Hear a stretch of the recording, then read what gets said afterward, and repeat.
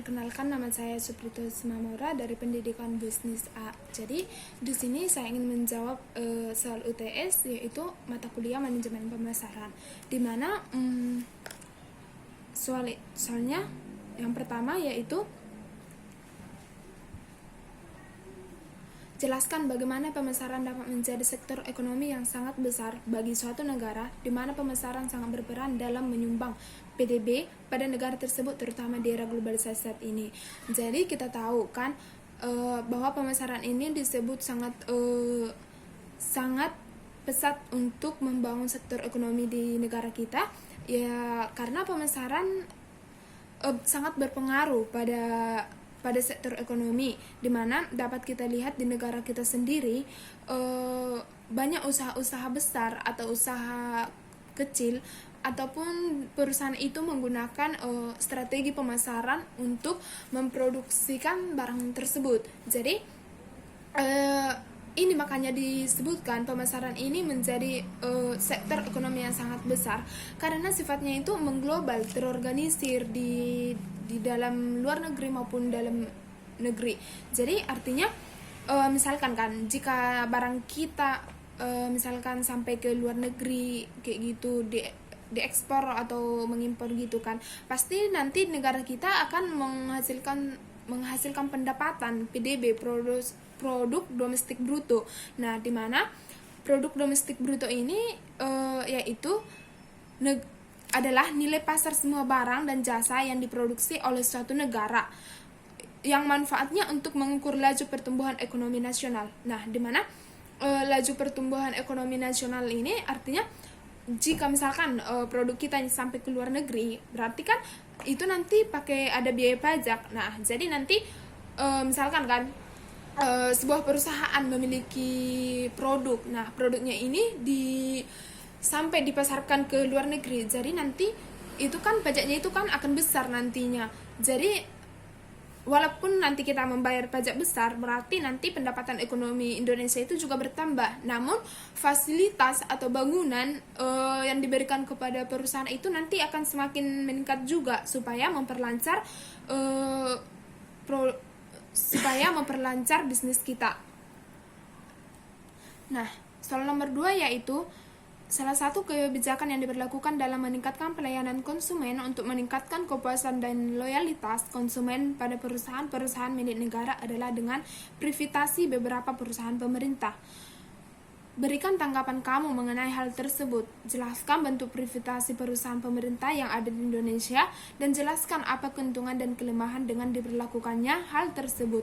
Lalu berikan tanggapanmu tentang kebijakan tersebut. Nah, menurut saya, tanggapan saya terhadap privatisasi Indonesia ini yaitu privatisasi ini kan memperkuat pasar modal, jadi sumber pendapatan negara dan perbaikan iklim investasi dalam sektor ini. Akan adanya privatisasi, maka masyarakat akan memperoleh banyak manfaat, kepemilikan perusahaan, lapangan kerja, perbaikan kualitas jasa dan produk, serta partisipasi kontrol. Jadi privatisasi perusahaan pemerintah, misalkan contoh ya, saya ambil contohnya itu perusahaan perseroan atau BUMN. Nah, di mana nanti misalkan ini kan BUMN ini kan misalkan ini kan milik perseorangan terbatas. Jadi misalkan kalau misalkan kita ada uang, ya udah kita bangun usaha sendiri. Terus nanti keuntungannya kalau besar, nanti keuntungannya itu kan buat kita sendiri dan untuk membangkitkan bisnis kita. Jadi privatisasi perusahaan pemerintah, misalkan seperti perusahaan BUMN tadi kan, tujuannya yaitu untuk meningkatkan kinerja dan nilai tambah perusahaan serta meningkatkan peran serta masyarakat dalam pemilikan saham. Jadi artinya misalkan kan di dalam suatu kota, misalkan di situ belum ada didirikan perusahaan BUMN. Jadi misalkan kita punya modal besar, jadi kita bisa mendirikannya di situ supaya kita mendapat keuntungan. Nah, keuntungan daripada BUMN ini yaitu yang pertama itu perolehan pendapatan untuk mengurangi defisit dan hutang. Yang kedua yaitu pengembangan pasar modal serta menarik investasi asing. Nah, nanti di sini keuntungan-keuntungan yang kita dapat itu bukan hanya keuntungan kita saja, namun keuntungan lingkungan sekitar. Nah, di mana para masyarakat setempat itu kan nanti bisa melamar pekerjaan di perusahaan kita, dan akhirnya nanti mereka tidak tidak pengangguran kan, mereka sudah mendapat pendapatan tersendiri gitu. Jadi ada juga kerugian yang kita dapat dalam perusahaan BUMN. Jadi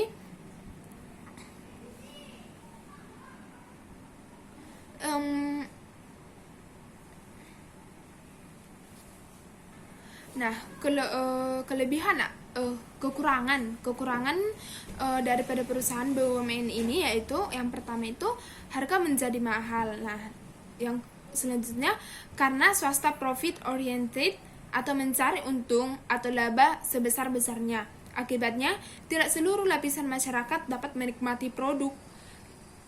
Jadi, selain itu, apabila privatisasi yang dilakukan adalah dengan menjual badan usaha tersebut kepada negara luar, ujung-ujungnya keuntungan akan lari-lari ke negara luar, bukan untuk dalam negeri. Nah, artinya, misalkan kita kan tadi kita udah membangun perusahaan BUMN tadi. Jadi, misalkan kita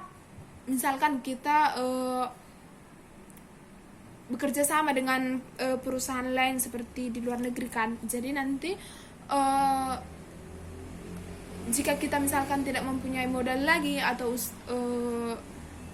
untuk melanjutkan bisnis kita ini, nah nanti jika kita menyerahkan atau menjual perusahaan kita ini kan nanti ke luar negeri, kita tidak akan mendapat keuntungan lagi.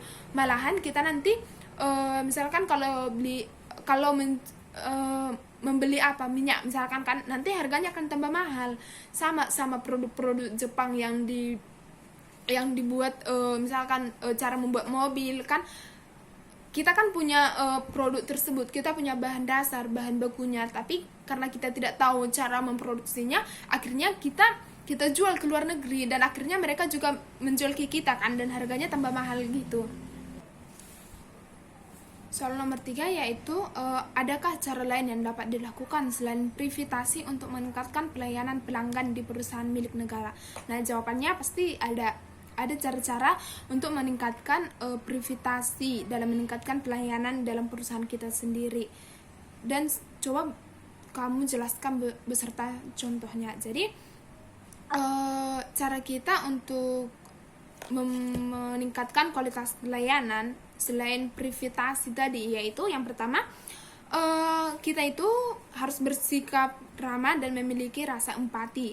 Nah, banyak bisnis kehilangan pelanggannya karena mereka tidak bersikap ramah kepada konsumennya. Nah, misalkan kita menjual sebuah produk kan, Oriflame gitu kan, ini kan kita harus itu bersifat ramah kepada para konsumen agar mereka dapat nanti bisa jadi pelanggan setia kita nantinya di hari yang akan datang. Yang kedua itu program loyalitas. Yang ketiga itu respon yang cepat dan tepat. Nah, misalkan kita itu harus merespon pelanggan kita dengan cepat dan tepat waktu. Nah, misalkan kita itu harus melayani mereka dengan cepat. Misalnya datang sebuah konsumen. Nah, saya ingin butuh produk kayak gini. Nah, berarti kita harus merespon cepat. Oh iya Bu, kalau bisa tunggu waktu sebentar ya. Kita harus bisa ngomong kayak gitu. Terus yang keempat yaitu meminta masukan dari konsumen. Jadi misalkan kan kita meminta saran kayak gitu. Nah, misalkan kita nanyanya kayak gini ke konsumen itu. Nah, kami kan melihat akhir-akhir ini klien kan sering belanja ke tempat kami. Jadi menurut klien bagaimana prioritas dan kualitas daripada perusahaan kami dalam melayani konsumen gitu. Jadi contohnya yaitu dalam perusahaan BUMN tadi lah ya kan. Nah, pasti misalkan seseorang ingin membeli minyak kan misalkan. Nah, kita itu harus dapat bersikap adil, misalkan harus dapat juga bersifat profesionalisme dalam melayani para konsumen atau pelanggan setia kita. Jadi, pertanyaan nomor 4 yaitu pilihlah salah satu perusahaan lalu jelaskan komponen-komponen pada manajemen pemasaran yang diterapkan perusahaan tersebut. Nah, jawaban saya yaitu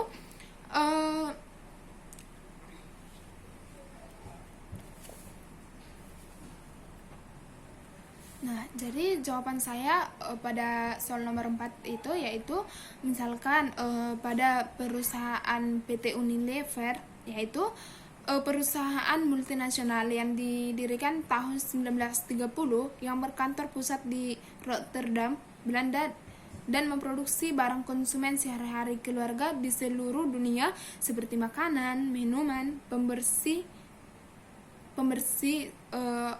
dan konsumen pribadi seperti Rinso, Sunsilk, Dove, dan Clear seperti dan lainnya. Jadi